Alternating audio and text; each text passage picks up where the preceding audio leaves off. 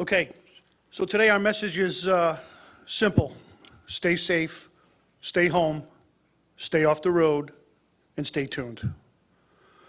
We're beginning to feel the impacts of now Tropical Storm Henri, but the worst is yet ahead. It's early. We have tropical storm conditions for the rest of the day. This is going to be a long duration event, as we've been reporting for a couple of days now. We're fortunate to have teams of experienced emergency professionals led by the governor, and we ask that you take our directions that are led by the governor very seriously. As I said, the storm is just beginning to make landfall and move across Rhode Island, so please remain vigilant and safe, and stay tuned. Now is the time to shelter in place. The storm has the potential to bring damaging wind and damaging water across the state, not just coastal communities. Damaging wind gusts, storm surges, and power outages remain strong possibilities all throughout the day and into tomorrow. With the amount of precipitation alone as the cause of concern, water is the enemy with these storms. Flash floods, flooded roadways, intersections, and other water-related perils are very real possibilities. We already have crews standing by to assist with roadside emergencies, but they will need to access our roadways, so we ask you to stay off the roads. As best as possible, continue to remain informed as to what is happening. This continues to be an evolving situation. It can move quickly. And we will provide updates. Please listen to the radio and TV for information. We'll also be sending out updates on social media. Please sign up for Code Red if at all possible, and on the REMA website for text and email updates. Avoid using the phone except for emergencies. Keep friends and family informed of your local location. And if you have elderly people or people requiring special care, remain in communication with those folks as you are able and ensure they are safe. Additionally, as I said yesterday, we've activated United Way 211. We thank them for their assistance. So if you have questions regarding the storm, you can call 211 and get your questions answered. That's all I have. I have the panel up here. Happy to take questions. Director Pappas, are you aware of any injuries? And also, does anyone need, has anybody needed to use the Red Cross emergency shelter yet? Take that first part, no injuries. The second part, there are minimal folks in shelters right now. I think there are 15 in Providence and then single digits throughout the other ones scattered throughout the state. What's the status of Rhode Island government tomorrow? Is it closed, open for only essential employees? Right now, TBD, depending on the damage of the storm. Governor, do you want to speak to that at all? Yeah, we're going to take a close look at that later in the day, and then we'll make a decision based on where we are later in the afternoon. Colonel Manning, what are your troopers observing as far as motorists or pedestrians on the coast? People heading down there, people getting the water from the sea? So I personally went out early this morning, traveled the coast from westerly up, and the messaging we gave yesterday to the public was stay home, and thankfully they did. So it's very light traffic, very minimal areas where pedestrians are walking the beach or standing on the seawall. The one area of concern that universally all the chiefs have on the coastal communities are surfers. And they're staging in areas across South County and coastal areas, Jamestown and so forth. That is a major challenge to public safety during a storm, whether it's a winter storm or a summer storm.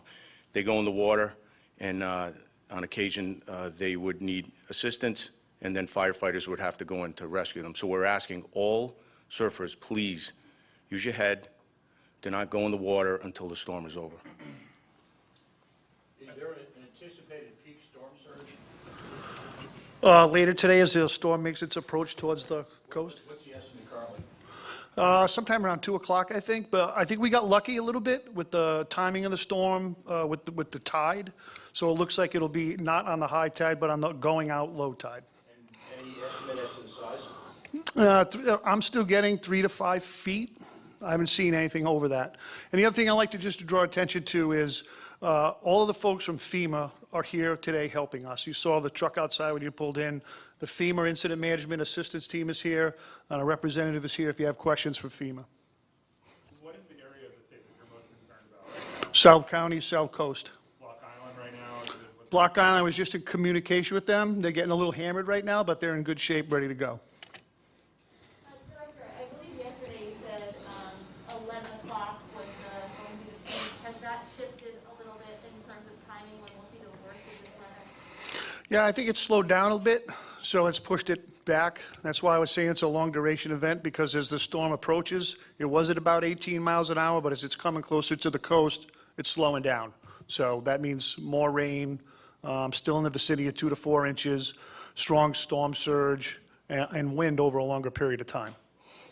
In terms of power outages, Yep. we're seeing numerous customers without outages, without power. Can crews work right now to get some of those people back on? No, they can't. They can't go up in the bucket truck safely, so they can't get up and help at the power outage now. I have National Grid here who can speak to that. Thank you, Director. Yes, sir. As the Director said, and as the Governor said, this is going to be a long-duration event, and it's really important that we take an event of this magnitude one step at a time. First and foremost, our top priority today is public safety. So we'll be working really closely with Colonel Manny and his teams, making sure that we clear all 911 calls and ensure that the public remains safe. After that, we'll be working on damage assessment. As we said yesterday, that'll be a good 12 to 24-hour period to really fully understand the impact of the storm. And then following that phase, we will begin restoration in earnest. We do have a number of crews, as mentioned yesterday, pre-positioned throughout the state. More will be arriving today and tomorrow, so we're well prepared. But we do need to brace for a very challenging period ahead. Director, what is the status of the National Guard right now and/or protection deployment? It's a great question. I'm hung up here. Thanks. Good morning, everybody. As far as Rhode Island National Guard goes, we have approximately 130 personnel that are on duty right now. As we mentioned Friday and Saturday, our primary mission sets are threaded and synthesized with what Mark had shared with us in terms of high water. So we're working high water, high wheeled vehicles. We know that debris clearance could be an area that we may need to support, but we stand firmly in support of the agencies that have been presented today. We also will be monitoring the storm. Our own operations center is up and running 24/7 down at our headquarters in East Greenwich, and we will be standing by to support as needed. What are your expectations for inland communities, or like Providence all the way going north? What are the expectations during the storm for those communities? As far as the impacts from the storm? Yeah, it's going to come straight up. It looks like it's going to touch over Block Island, come up through maybe near Charleston, and then go straight up through the state. And so as it does that, it's going to weaken, right? But it's still going to be very windy. So we anticipate power outages all the way up through Rhode Island. Any last question? We'll be back at 4 with another. Governor, what are your personal plans to tour the state and inspect the situation or otherwise monitor things?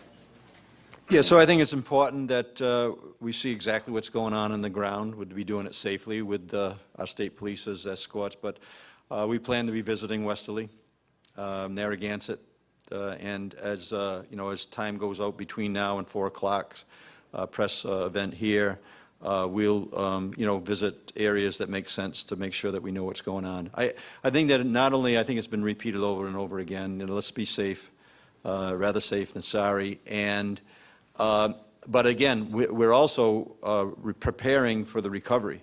We know that Rhode Island in the past has had issues down in Newport with gas recovery. We know what that means to the residents. We know what that means to the seniors that rely on the air conditioning during 90-degree weather.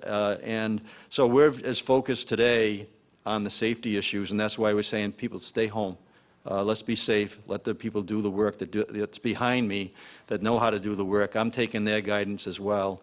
And then we want to be really concerned about being prepared to make sure that the state recovers from this storm as quickly as possible. Do you anticipate asking for a declaration of disaster or any other kind of federal assistance? Well, right now, we did that yesterday, and the President did sign a declaration that we sent to them through Director Pappas. So right now, we're as protected as we want to be at the moment, and we thank the President for signing that order. We're hearing from mayors on social media and on traditional media do they have like autonomy, or are you coordinating directly with various municipalities with any decisions that they're making? We're in direct contact with all the municipal leaders, as you would expect as me being a former mayor. That continues, and I believe we have a call with them sometime around 1 o'clock to kind of get an update. I think it's right in that time frame. Request for help yet? No, I've talked to the community leadership that is going to get hit the most. They're preparing as we are right now, and it's kind of as a, right now it's on an as-needed basis, and that's why we're going to be reaching out to the communities throughout the state. On the coastal side, as the director said, where the impact we expect to be the hardest hit. Great, thanks everyone, we'll see you at 4. Okay, thank you. So much.